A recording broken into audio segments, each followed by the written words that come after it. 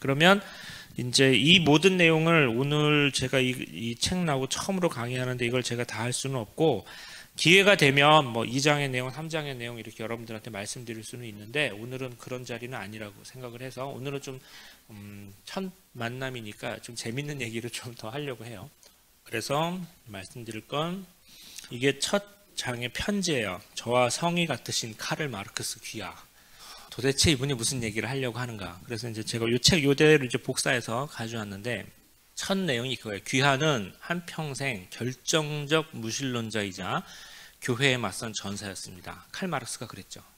평생 무신론을 지켰고 신은 없다. 종교는 아편이다.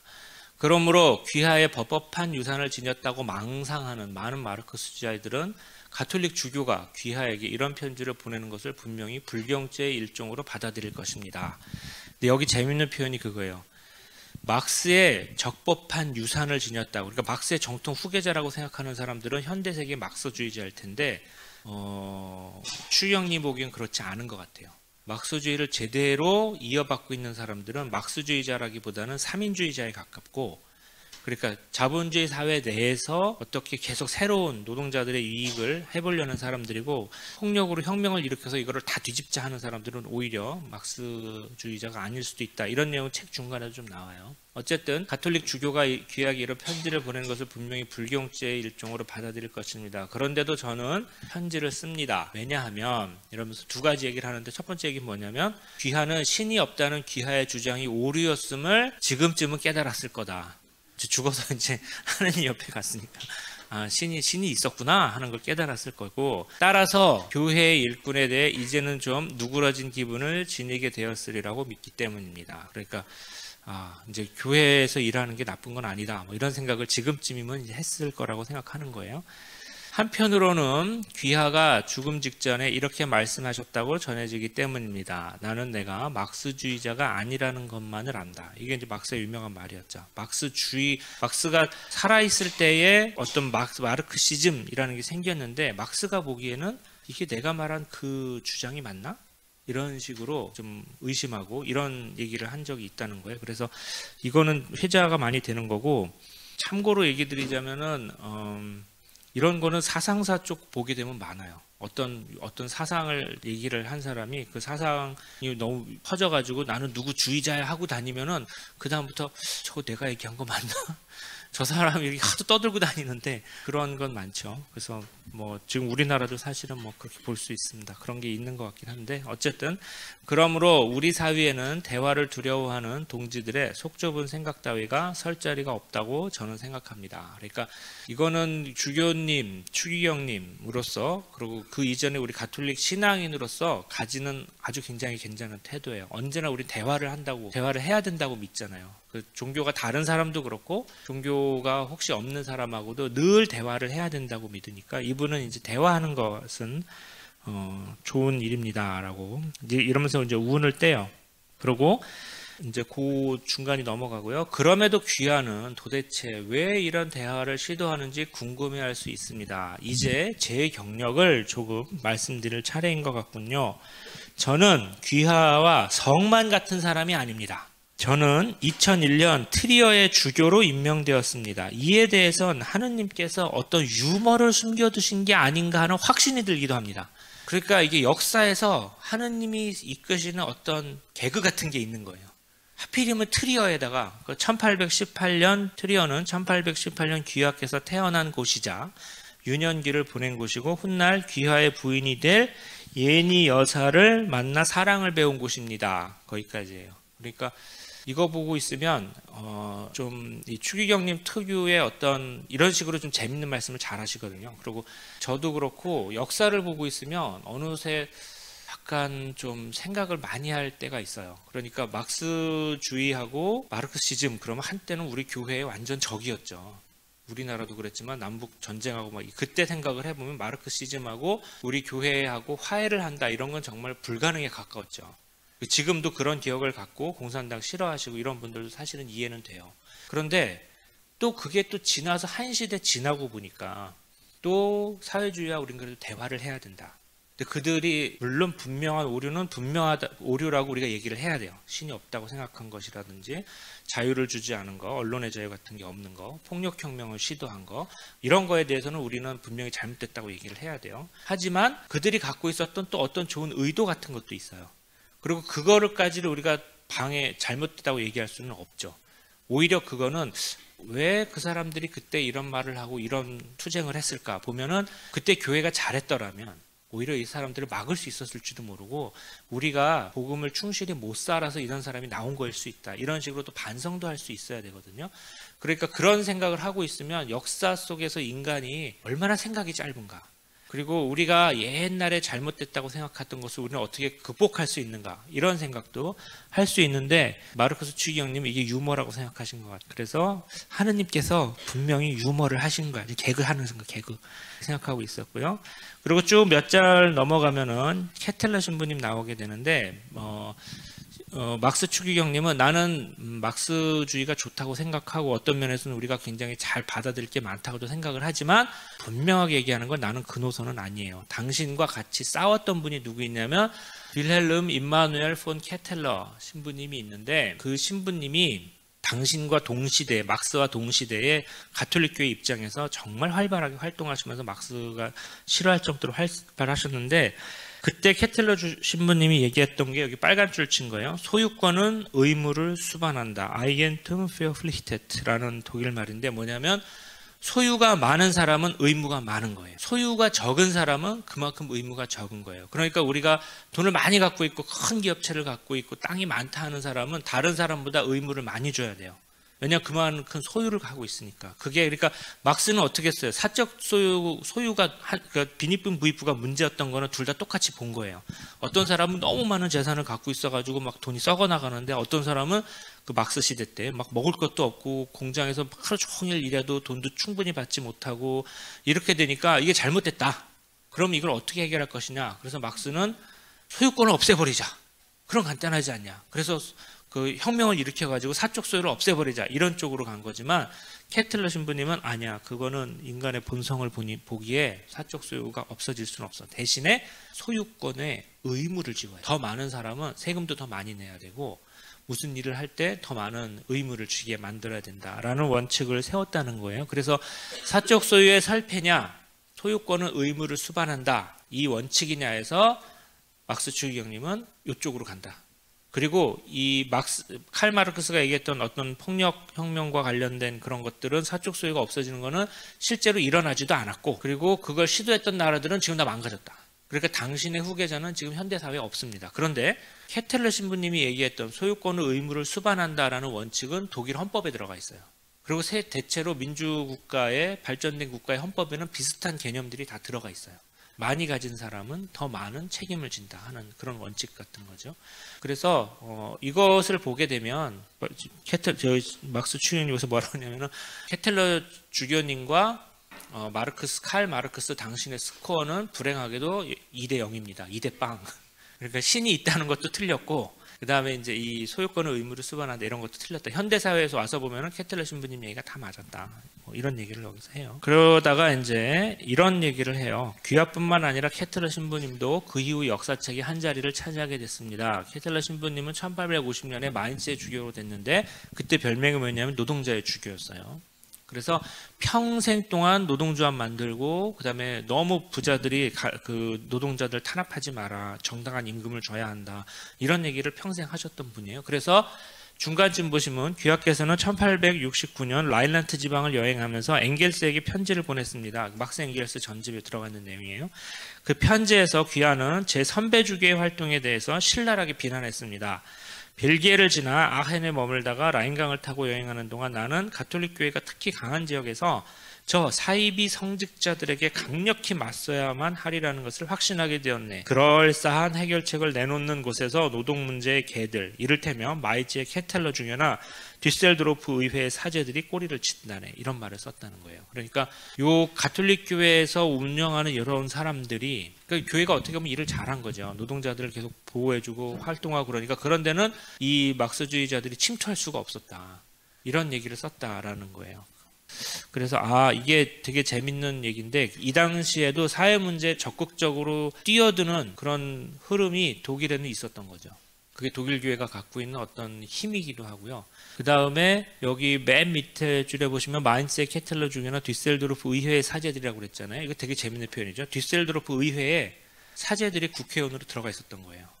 지금은 사제들의 정치 참여가 금지돼 있고, 근데 이때는 그렇지 않았죠. 어떤 일을 이루기 위해서 사제들이 들어가서 의회에서 활동을 하고 있었던 거고, 나중에 케텔러 신부님도 의회에 들어가요.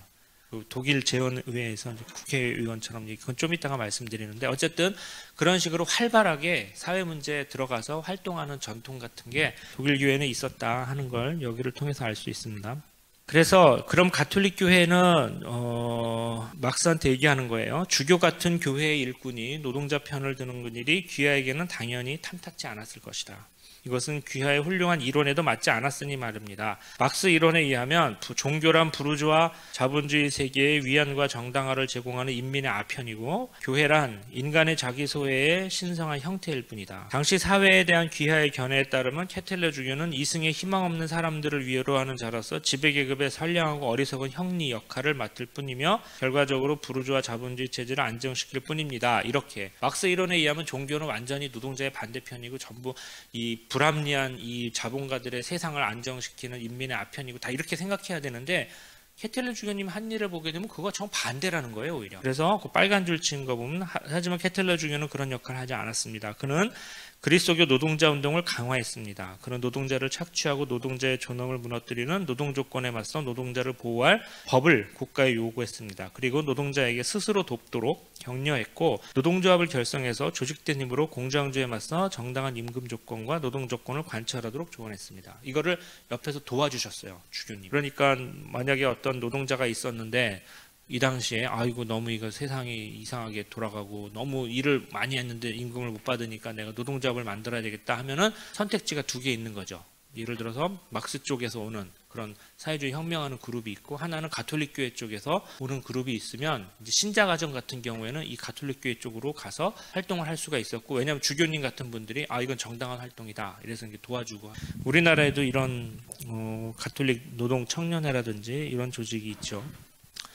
그러면 이제 요렇게 마르크스 추기경이 얘기하는 케텔러 주교가 누구냐? 케텔러 주교님에 대해서 조금 얘기를 해보면요. 사실은 이 책에 케텔러 주교님에 대해서 얘기가 굉장히 많아요. 그래서 제가 시간을 조절하면서 여기는 다 못 썼는데, 여러분들한테 케텔러 주교님 일화를 몇 가지 좀 말씀드리면 좋을 것 같아요.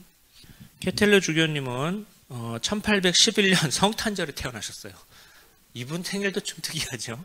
12월 25일 예수님하고 같은 날에 태어나신 분이고, 귀족 집안이에요. 엄청난 귀족 집안이어서 이 케텔러 신부님은 사실은 출신 성분만 놓고 보면은 이 노동자의 주교가 되지 못하는 분이었어요.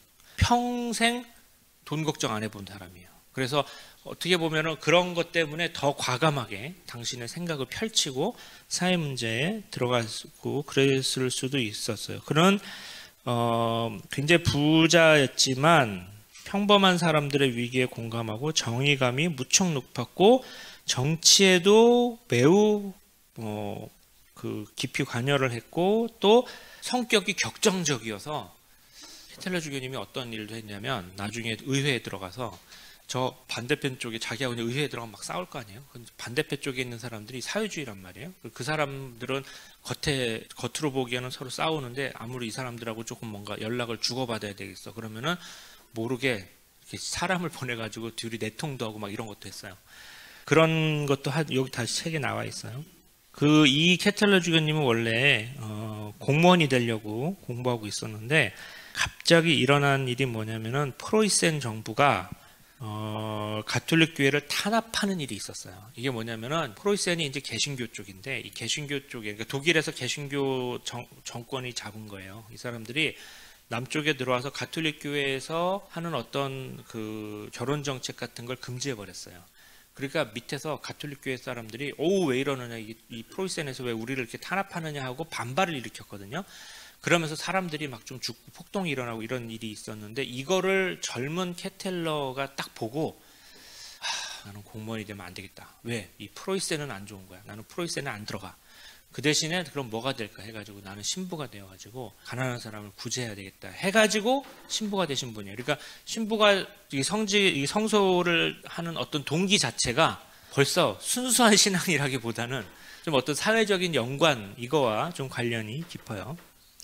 그리고 이제 사제가 되었고, 사제가 된 다음에 보좌 신부 시절부터 아주 사회 문제에 관심이 많았어요. 이런 일화가 있어요. 이 케텔러 신부님이 이제 워낙 자기는 굉장히 부유한 집안 사람인데 처음에 사제로 임명해가지고 보좌 신부로 간 곳이 어디냐면 아주 촌동네로 들어갔어요. 그러니까 거기는 가난한 사람이 엄청나게 많죠. 그리고 그 시골 사람들이 보좌 신부님 새로 왔다고, 그리고 지금도 우리나라도 그랬지만 이 당시 독일에서는 신부님 그러면 굉장히 높은 분이거든요. 거기다가 완전히 귀족 집안 신부님이 오니까 이 신부님한테 맨날 도련님 그러고 나으리 그러고 이렇게 보통 사람 취급을 안 해준 거예요. 그러니까 이분의 성격이 들어갔는데 그걸 살짝 이용해가지고 본인 집에 돈을 가져와가지고 거기다 학교를 세워버렸어요. 그러니까 원래 좀 허가 같은 것도 잘 안 나는데 그냥 밀어붙여가지고 케텔러 학교인데 이게 지금까지도 있어요. 굉장히 독일에서는 거의 최초의 가난한 사람들을 위한 직업학교. 그러니까 빨리 공부를 해가지고 어떤 기술을 익힌 다음에 나가서 돈을 벌 수 있게 만드는 그런 학교를 만들었고, 이분은 신분이 남작이었어요. 남작. 그래서 평생 남작 지위도 유지했고, 그렇게 이제 보좌 신부 시절부터 아주 사회적 관심도 많고 아주 유명하고 좀 이렇게 어떻게 보면 튀는 신부님이었어요. 그런데 어떤 일이 일어나냐? 1848년 프랑스 혁명이 일어났어요. 옆 나라 프랑스에서 파리에서 혁명이 일어난 거예요. 그래서 이제 완전히 새로운 세상이 펼쳐진 거죠. 그거를 케텔러 신부님이 바로 옆에서 본 거죠. 왜냐하면 케텔러 신부님이 있었던 그 라인란트 지방은 프랑스 국경이거든요. 그러니까 세계가 바뀌었구나 지금. 이런 걸 딱 옆에서 본 거예요. 그리고 1848년에 똑같은 해에 프랑스에서 혁명이 일어나니까 독일에서 야 우리도 가만히 있으면 안 되겠다. 그때 독일은 수천 개의 나라로 갈라져 있었는데 이제 우리 독일도 하나의 나라를 만들어야 되겠다. 그래가지고 국민회의가 소집이 돼요. 독일 인민들이, 그러니까 인민회의라고 번역할 수 있는데 독일 인민들이 다 모여가지고 우리도 하나의 나라를 세웁시다. 그러면 여기에 누가 들어가야 되냐? 케텔러 신부님 내가 들어가야 된다. 그래가지고 국민회의의 일원이 됩니다. 585명을 독일 전체 대표를 뽑았는데 여기에 그 한 명이 돼요. 대단한 분이에요. 하여튼. 근데 이 국민회의라는 게, 그 인민회의라는 게 지금 보면 딱 생긴 지 얼마 안 된 의회니까 지금 독일 의회는 굉장히 체계가 잘 잡혀 있어가지고 토론도 잘하고 이렇게 착착착 굴러가지만 이 당시는 안 그랬어요. 이 당시는 막 암살에 막 정치 투쟁에 막 토론하다가 막 주먹질하는 건 예사였고 막 이랬는데, 그러다가 사람 그 이익단체라든지 어떤 정치적인 단체가 와가지고 그 국민회의 의원들을 막 총으로 쏴 죽이고 이런 일도 자주 있었는데, 그런 일이 있을 때마다 누가 장례 미사를 해줘야 되잖아요. 그러면 케텔러 신부님이 가가지고 장례미사 해주는 거예요. 근데 이 장례미사 해줄 때 자기 당 사람들도 해주고 당연하게 다른 당 사람들도, 일단 돌아가신 분이니까 그것도 해주고 하면서 장례미사의 연설을 잘 하셔가지고 그거를 또 정치적인 어떤 공간으로 삼는 거예요. 그래서 그걸로다가 이제 이름을 좀 얻었다고 합니다. 그 이후에도 케텔러 신부님이 잘 나갔어요. 그래가지고 베를린, 독일의 수도가 됐죠. 베를린에 헤드비 성당이 있는데 거기 좀 큰 성당, 거의 주교급 성당인데 거기 수석사제가 됐어요. 그러니까 이 정치도 잘하고 말씀도 잘하고 이 신부님이 나중에 명동성당 수석사제처럼 된 거죠. 그러니까 얼마나 또 날개를 달았겠어요. 막 독일 교회를 대표하는 그런 정치인이자 사제로서 이제 크게 됐어요. 그래서 2005년에 우리 베네딕토 16세 교정께서 가톨릭 사회론의 개척자라는 칭호를 케텔러 신부님한테 공식적으로 주셨어요. 그래서 이제 우리가 사회론 이런 거 공부하면은 케텔러 주교님 얘기를 해야 됩니다. 그런데 거의 동시대에 이 케텔러 주교님이 이제 칼 마르크스하고 맞섰고, 그 지금 아까 막스가 얘기한 것도 이런 과정에서 하는 거예요. 이런 전체적인 맥락에서 가톨릭 쪽에는 이 케텔러 주교하고 몇몇 신부들, 그를 따르는 신부들이 있는데 이거 가지고 골치 아프다 막 이런 식으로 사회적으로도 활발히 활동했고 정치적으로도 매우 활발히 참여해서 이때 케텔러 주교님이 나온 개념이 사회정의는 참여정의다 이런 말씀을 하셨어요. 그러니까 여전히 지금도 우리나라도 얼마 전까지 그랬지만 지금도 교회가 참여를 해야 되냐? 교회는 성당 안에서 기도해야 되는데 아니냐? 사회 문제가 일어났을 때 우리가 참여해야 됩니까? 이런 얘기는 이때도 늘 논쟁거리였어요. 그럴 때 아니다, 참여정이다 라는 개념을 이미 200년도 전에 말씀을 해주셨고, 그 다음에 이런 개념이 가톨릭 사회론, 만약에 참여하는 게 우리가 할 일이 아니라면 사회론이라는 말 자체를 쓰면 안 돼요. 사회교리라는 말 자체를 쓰면 안 되죠. 참여를 하면 안 되는 거니까. 근데 우린 뭐 지상에 사는 존재니까 참여 안 할 수가 없는 거죠, 사실.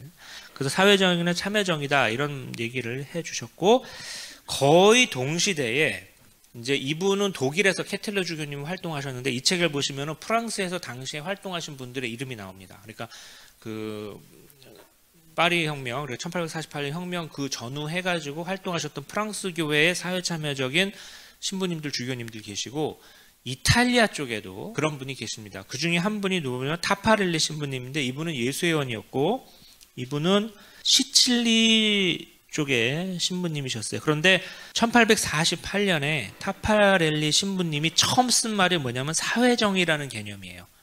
이분은 이 개념을 그 케텔러 신부님하고 거의 동시대에, 그러니까 교감하는 분이었던 거예요. 그래서 정의가 무엇이냐? 그럼 우리는 지금까지 신적인 정의죠. 그리고 우리 내면의 정의, 근데 어떤 창조 질서의 정의, 이런 게 정의였는데, 아니다, 사회적으로 정의가 있다 라는 개념을 처음 얘기하신 분이에요. 이 타파렐리 신부님은 같이 교감하신 아주 훌륭한 분이셨고, 이 타파렐리 신부님은 나중에 로마에 가셔서 그레고리안 대학의 교수가 되십니다. 그래서 당시에 이탈리아 교회에서 이탈리아 신학을 이끄시는 대표적인 신학자 중에 한 명이셨어요. 그런데 타파렐로 신부님의 강의를 맨 앞에서 듣는 굉장히 초롱초롱한 눈망울의 학생이 하나 있었어요. 이 사람이 뭐냐면은 빈첸소 조아키노 페치라는 사람이에요. 이 학생이 나중에 중요해져요. 이 학생이 누구냐? 레오 13세가 돼요. 그래서 새로운 사태를 이분이 만들게 되는 거예요. 그러니까 이러한 과정에서 막 독일에서는 케텔러 신부님, 프랑스에서는 또 어떤 분, 그다음에 로마에서, 이탈리아에서는 타파렐리 신부님, 이런 분들이 어떤 큰 새로운 신학 같은 걸 얘기하고 있었던 거죠. 기존의 신학적인 개념하고 거기에 기반을 해서 이제 어떤 사회적인 정의, 참여적인 정의, 이런 게 앞으로는 중요해질 거다. 사실은 이분들은 지금 생각해 보면은 몇백 년 앞을 내다보는 선구자들이었어요.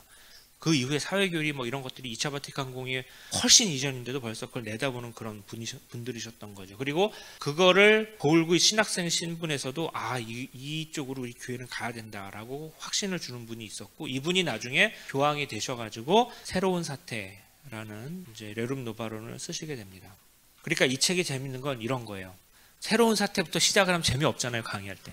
옛날에 레오 13세가 있었는데 새로운 사태가 있었고 거기는 배경이 어떻고 어떤 개념이 나오고 또 다른 회칙은 이런 게 나오고, 이렇게 하면 재미가 없는데, 이렇게 역사를 쭉 해서 들어가다가 여기서 새로운 사태 나왔습니다 하면은 조금 상황이 이해가 되는 것이죠. 그러니까 제가 이제 사회교리 공부는 앞으로 회칙 중심으로 하지 마시고 어떤 이슈나 이런 이야기 중심으로 하는 게 우리 신자들도 좋고 다른 사람들이 이해할 때도 좋습니다라고 하는 거고, 저는 이 책을 보면서 앞으로는 이리로 나가야 되겠구나 하는 게 느껴지는 거예요. 그런 의미에서는 저는 되게 괜찮은 책이라고 이제 생각을 합니다.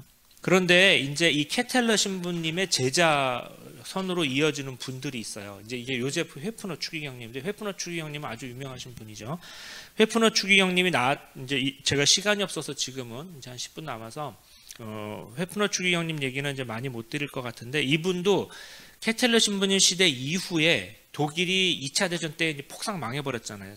히틀러하고 잘못해가지고. 그 다음에 독일이 이제 일어날 때 독일의 이 사상사적으로 큰 문제가 뭐였냐면은, 새로운 나라 독일이 생겨났는데, 독일 이제 민주연방공화국이 생겨났는데, 이때 이 사람들의 중심을 잡을 게 없는 거예요. 왜냐하면 뭐 사회주의자들은 사회주의 하자고 그러지, 그다음에 또 무슨 주의자 뭐 되게 많잖아요. 근데 여기서 중심을 잡아준 게 뭐냐면 교회예요. 가톨릭 교회하고 개신교회하고. 그래서 그게 독일 보수당이 기민당이라고 하죠. 기독민주당. 그 기독이 그리스도교라는 뜻이거든요. 그리스도교 민주당. 그래서 기민당 색깔이 검은색인 게 교회 색깔이에요. 우리 신부님 수녀님도 검은 옷 입는 거 그 색깔이에요. 그러니까 그게 이제 독일 전후에 지금 독일이죠. 거기에 중심을 잡았는데, 이때 핵심적인 역할을 한 게 가톨릭 사회교리거든요. 근데 그래서 독일이라는 나라가 흘러가는 게 약간 사회교리의 거하고 되게 비슷하게 흘러가는데, 그 독일 전후에 그 사회교리에 입각한 그러한 그 나라를 만드는데 큰 역할을 한 정치인이 누구냐면 아데나워고, 그 아데나워가 할 때 교회 쪽에서 이론적인 걸 대준 사람이 누구냐면 회프너 교수님이에요. 그러니까 이분도 굉장히 큰 역할을 했죠. 요제프 회프너 신부님은, 여기 회프너 신부님 얘기도 좀 많이 나와요. 원래는 다른 거 공부하라고 프라이부르크 대학에서 주교님이 너는 똑똑하니까 신부지만 박사학위를 해라 그래서 보내놨던데, 이분의 관심은 그게 아니에요. 이분은 뭐 사회론 이런 거에 관심이 많은데 딴 거 공부하라고 그러니까 머리가 똑똑했나 봐요. 주교님 몰래 학위를 2개 한 거예요. 2코스에 들어가서. 그리고 둘 다 너무 잘했어. 나중에는 주교님이 2개 하는 거 중간쯤인지 아셨겠죠? 그래서 했는데 할 수 있으면 해라 그래서 나중에 2개를 다 하시고 이제 사회론 쪽으로, 이제 내 진짜 관심은 여기에 있으니까 사회론 쪽으로 하시게 된 거고, 요제프 회프너 추기경님의 제자가 누구냐? 막스 추기경이에요.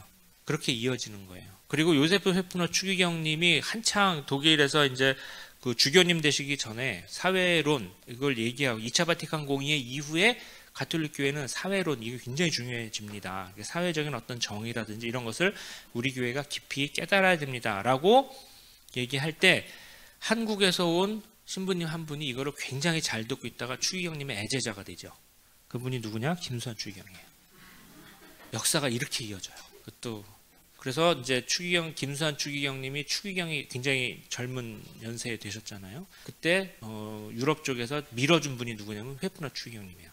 근데 이제 주교님이셨어요 당시에는. 내가 이 학생을 내가 데리고 가르쳐 봤는데 굉장히 괜찮다, 이거 줘야 된다. 그래서 이제 됐고, 근데 추기경직은 김수환 추기경님이 조금 일찍 되셔서 제자가 먼저 추기경이 되고, 그다음에 스승이 추기경 되는 건 조금 나중에 된 그런 얘기예요. 그러니까 한국 교회하고도 이렇게 연결이 되는 것이죠. 그래서 김수환 추기경님이 이 당시로 보면 굉장히 선진적인 걸 배워 오셔가지고, 그 옛날식으로 교회를 운영하지 말고 어떤 사회 문제라든지 이런 문제에 대해서도 교회가 적절하게 자기 입장을 내면서 앞으로 나아가야 됩니다라고 하셨고, 그게 굉장히 우리 교회, 한국 교회에서는 지금 보기에 축복이었죠. 사회적인 어떤 그 설득력 있는 교회, 이런 거가 되는데 큰 도움이 됐습니다.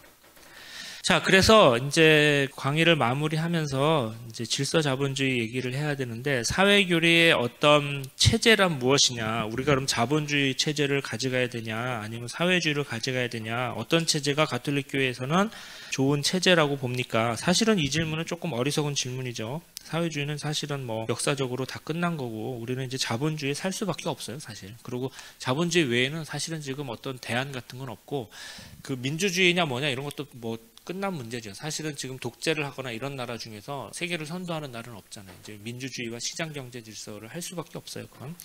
그런데 이제 그 안에서 또 여러 가지 것이 있잖아요. 민주주의와 시장 경제를 하려면 미국식으로 막 승자독식으로 막 이렇게 나가는 걸 할 거냐, 아니면 또 약간 유럽식을 가미해가지고 뭐 할 거냐, 뭐 여러 가지 것들이 많이 있는데, 그 중에서 막스 추기경님이 얘기하는 거는 사회적 시장 경제예요. 그러니까 사회주의적 요소를 조금은 받아들여야 되는 거예요. 그게 뭐냐면은 가난한 사람 돕는 문제. 사회적 약자가 있다는 거죠. 세상에는 우리가 뭐 이렇게 몸이 불구라든지 정신적으로 어떤 불구라든지 어떤 큰 질병을 가졌다든지 어떤 큰 불운을 닥쳤다든지 이런 사람들도 물론 있고, 그거 외에도 능력이 모자라는 사람들이나 그런 사람들이 있어요. 근데 그런 사람들한테 모두 다 맡겨놓으면 안 돼요. 왜냐하면 성경에서부터 그런 사람들은 다른 사람들이 다 도와주라고 그랬거든요. 그리고 그럴 때 가난한 사람을 돕고 힘든 사람을 돕는 게 하느님이 제일 좋아하시는 일이고, 하느님이 그런 분들을 위해 가지고 뭐 이집트 탈출 사건 때도 내려오셨고 예수님도 보내주셨고, 우리 이걸 잘 알고 있으니까 그거를 사회적 시장 경제라고 부르고, 전후 독일은 이거를 기반으로 해서 이제 일어난 것입니다라는 거예요. 그거는 뭐 여기에 굉장히 많이 나와 있으니까 얘기를 해주시면 좋은데, 이 사회적 시장 경제라는 것을 질서자본주의라고 제가 좀 강조해서 부르고 있어요. 이 책 부제를 이제 번역할 때도 그랬고, 이 개념은 이렇게 됩니다. 이거를 이제 우리가 신학적으로 좀 알아들으려면은, 질서자본주의 바탕에는 가톨릭 교회의 오래된 개념이 뭐냐면은 질서라는 개념이에요. 오르도라는 개념. 오르도 그러면 이제 뭐 그 성품의 질서도 되고 무슨 수도원에서도 있고 막 이렇게 다 하지만, 이게 사실은 여기저기 다 쓰이는 말이에요. 그만큼 굉장히 중요한 말이에요. 영어로 order, 그러니까 질서 이런 건데, 자연법의 개념에서 질서는 그래 하느님의 창조와 관련이 돼요. 우리가 이제 찬미받아서 이런 거 공부하셔도 비슷한 개념이 나오는데, 하느님이 세상을 지으실 때 하느님의 손결이 다 들어가 있어요. 세상 모든 거에는. 그래서 어떤 자연 질서라든지 사회 질서라든지 인간의 내면, 인간의 어떤 몸, 여기는 또 마찬가지고 남자와 여자 뭐 이런 거에 다 어떤 하느님의 질서가 들어가 있어요. 그래서 가톨릭 교회 자연법 사상에 의하면은 우리가 어떤 판단을 내리든가 어떤 일을 하든가 이럴 때 하느님의 창조 질서에 맞게 하잖아요. 그러면 잘 돼요. 그리고 뭔가 이렇게 잘 풀려요. 하느님하고도 일치하는 것 같고. 그런데 우리가 하느님의 창조 질서에 어긋나는 쪽으로 방향을 잡잖아요. 그러면 사회도 그렇고 뭔가 잘 안 돼요. 그게 아주 기본적으로 깔려 있는 거예요. 그래서 우리가 근데 하느님의 뜻을 인간이 거역하는 게 뭐냐면 대체로 어떤 욕심이라든지 뭐 이런 것 때문에 이제 되는 건데, 그래서 가톨릭 교회에서 이 사회론에서 오랫동안 나온 개념이 뭐냐면은 질서 정책이라는 거예요. 어떤 사회적인 정책을 필 때 우리 사회의 질서, 그 사람들의 어떤 구성원들을 잘 살펴서 그 질서에 맞게 정책을 피게 되면, 그래서 오르노스 폴리틱이라고 하는데 오르도에 맞는 폴리틱을 띄게 되면 사회적으로 저항이 일어나기보다는 좀 잘 된다. 그래서 더 많이 열심히 일하는 사람들이 더 많이 가져가고, 더 부지런히 노력하는 사람이 가져가고, 대신에 너무너무 힘든 사람들은 보조를 해주고, 이런 것들의 질서의 정책에 맞게 펴야 된다라고 하면서, 이건 이제 요세프 헤프너 추기경님이라든지 이런 분들이 발달시킨 많은 개념들이 있고, 거기에 맞춰서 국가를 운영해야 된다. 그러니까 너무 어떤 정치적으로 나는 이쪽 편이니까 이쪽 편을 들어야 되고, 나는 뭐 이 사람이 좋으니까 해야 되고, 나는 어디에 속해 있으니까 내 양심의 어떤 거와 좀 반해가지고 이쪽 편을 들어야 된다. 이런 식으로 가면 오르도가 망가지고, 정책을 펴는 사람들은 적어도 이 오르도에 맞게 정책을 펴야 된다라는 게 질서 정책이에요. 전후 2차 대전 독일 주류의 경제 정책이었고, 라인강의 기적을 이루는 근본이 이 질서 정책이었어요. 그래서 이 질서 정책은 인간의 자유를 굉장히 중요시하게 생각해요. 이게 사회주의라든지 이런 거하고 틀린 거예요. 인간이 할 수 있는 거. 왜냐하면 우리 가톨릭 사회론에 의하면 인간은 하느님으로부터 이 자유라는 본성을 부여받았기 때문에, 인간은 기본이 그렇잖아요. 인간은 아이들도 어디 가둬놓으면은 인간한테 벌은 뭐예요? 감옥 가둬놓는 게 벌이에요. 그죠? 한 군데 움직이지 못하게 하는 게 벌이고, 사람들이 좋아하는 거, 아이들은 뭐 애 키우신 분들은 다 아시겠지만, 그리고 여러분도 그렇지만 넓고 터인 공간에 들어가서 자유롭게 산책하고 거닐고 이런 거 굉장히 좋아해요. 이런 거는 큰 복이에요. 우리 다 좋아한단 말이에요. 그러니까 누구나 할 수 있는 어떤 자유를 갖고 있어야 되는데, 단 인간의 자유가 이 오르도 질서에는 맞아야 돼요. 그래서 이거를 이제 질서 자유주의라고 부르는 거예요. 어떤 질서, 최소한의 질서가 있으면 그 질서 안에서 어떤 자유를 펼 수 있게 하는 게 질서 자유주의예요. 그리고 경제 정책을 이렇게 피자, 이 전후 독일 경제와 사회의 부흥이어서 독일 쪽에서 나온 개념이 뭐냐면, 이 질서 자유주의를 뭐라고 불렸냐? 제일 처음 독일 쪽에서 부른 이름이 질서 자유주의라는 말을 한참 쓰다가 질서 자유주의란 말보다 더 대중들한테 많이 입에 회자되는 말이 생겼어요. 그게 뭐냐면 신자유주의예요. 근데 이 신자유주의가 여긴가? 네, 신자유주의가 굉장히 인기 있었어요. 그거를 미국 사람들이 받아가서 변질시킨 게 지금의 신자유주의예요. 그러니까 약간 미국 쪽에서 변질된 거는 다시 승자독식처럼 돼버렸거든요. 그래서 이게 좀 용어를 쓸 때 주의해야 돼요. 이 신자유주의라는 말이 좀 오염됐어요. 그러니까 원래 가톨릭 교회에서 발전시켰던, 독일 쪽에서 차분하게 발전시켰던 질서자본주의, 신자유주의라는 개념은 원래 우리가 지금 얘기하는 신자유주의하고는 좀 다른 거예요. 근데 미국 쪽에서 네오콘들이라든지 이런 분들이 이제 1990년대 이렇게 가면서 자신들이 갖고 있는 어떤 이념적 지표를 독일 쪽에서 갖고 오면서 이 말을 끌어다 썼고, 그러다가 이 말이 이렇게 오염이 된 거예요. 그래서 원래는 질서 자본주의는 우리가 시장 경제가 질서의 틀 안에서 존재하도록 일해야 된다는 거에 가까워요. 그러니까 시장 경제도 오르도가 있다는 거예요. 질서가.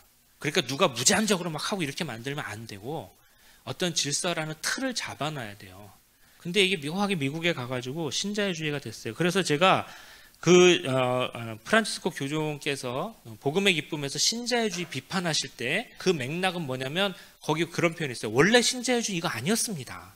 막 파이가 커지니까 지금 노동자들은 참고 파이가 커질 때까지 기다려야 됩니다. 막 이런 얘기 있잖아요. 낙수 효과라든지 이런 것이 신자유주의는 이런 뜻으로 쓰지 않았습니다라고 비판을 한 거예요. 원래 가톨릭 사회 교리에서의 신자유주의는 그거 아니었습니다. 그래서 제가 이거 신자유주의라는 말을 쓰면 안 되겠다. 질서자본주의라는 말을 쓰는 게 낫겠다. 질서정책이라든지. 그러니까 이 말이 우리 어감엔 더 가까워요. 그러니까 어떤 사회가 그렇게 너무 정책이 자꾸 이렇게 확 변하는 것도 좋지는 않는데 큰 질서 안에서 인간의 자유를 보장하는 그러한 정책이 있다면 이거를 꾸준하게 발전시켜 나가는 것이 가톨릭 사회교리에 맞습니다 하는 그 질서자본주의 얘기를 하고 있어요. 요 책 맨 뒤에 제가 요거를 옮긴 후기에서 이 질서자본주의 개념을 이야기를 해놨으니까 여러분들이 그거 읽어보시면 이제 아실 수가 있을 겁니다.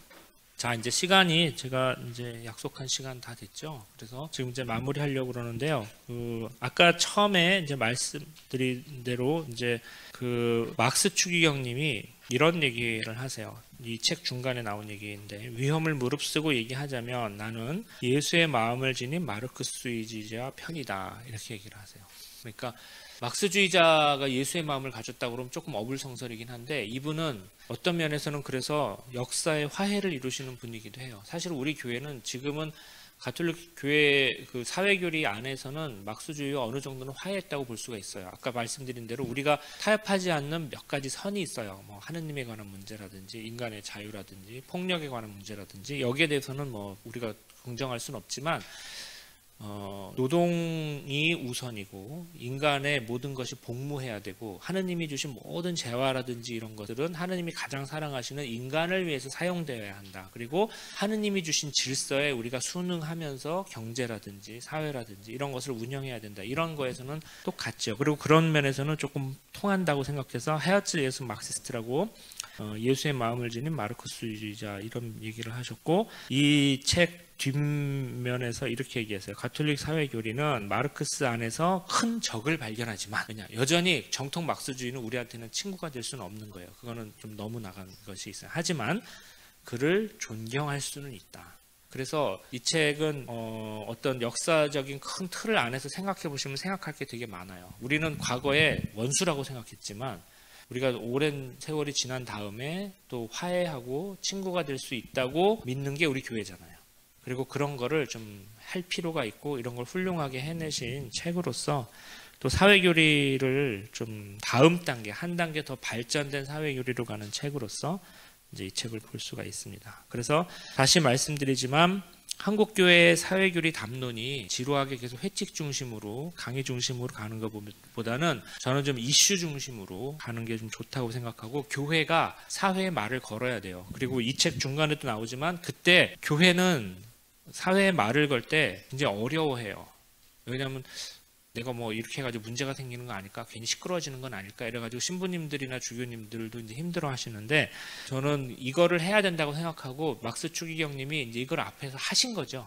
어떤 식으로 보자면 하신 거고 우리 교회에도 이렇게 계속 사회에 대해서 하느님, 우리 예수님, 그리고 복음, 우리 교회의 전통에 입각해서 이런 문제는 이렇게 볼 수 있습니다라고 이제 우리 교회적인 방식으로 얘기하는 그런 로고스가 계속 많아져야지 한국 사회도 조금 더 발전할 수 있고 교회도 의미 있는 발전을 할 수가 있다고 생각을 해서 책을 이제 번역하게 됐습니다. 예. 그래서 오늘은 이제 이 책을 이제 번역하고 처음으로 강연을 하게 되어서 반가웠었고요. 귀한 이런 좋은 기회를 주신 우리 프란시스코의 회원들 모두에게도 이제 감사드립니다. 강연 들어주신 여러분들도 감사드리고요. 또 다른 기회가 있으면 다음에 뵙도록 하겠습니다. 지금까지 잘 들어주셔서 대단히 고맙습니다.